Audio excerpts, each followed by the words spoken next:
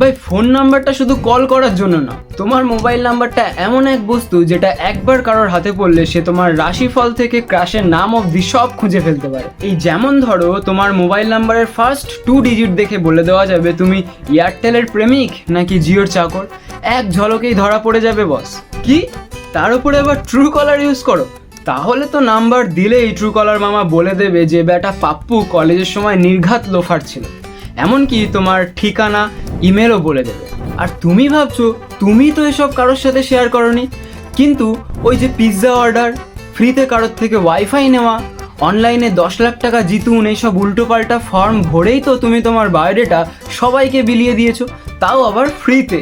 এখন ছোট ভাই মনে করে কিছু টিপস নাও, যেমন অচেনা লিঙ্কে ক্লিক করো না, অনলাইনে কোনো ফর্ম ভরার সময় নাম্বার দেওয়ার হলে একবারের জায়গায় দুবার ভাবো, আর ট্রু কলারে নিজের নাম টাইপ করার সময় হিরো আলম টাইপ করে চুপচাপ বসে থাকো, ব্যাস প্রাইভেসি ফুল অন বস, সবাই তোমাকে হিরো আলম বলে চিনবে। ভাই ফোন নাম্বারটা শুধু কল করার জন্য না, এটা একটা আধুনিক জামাই আদর, সবাই জানতে চায়, সবাই খোঁজ নেয়, ওই জন্য তো বলছি সাবধানে চালাও, নয়তো ফোনেই জীবন শেষ।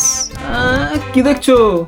বন্ধুদের সাথেও ভিডিওটা শেয়ার করো, কারণ তারাও যেন জানতে পারে যে মোবাইল নাম্বার শুধু সংখ্যা নয়, এটা হচ্ছে আত্মার কিউআর কোড, কেউ স্ক্যান করে নিলে তোমার আত্মা শান্তি পেয়ে যাবে।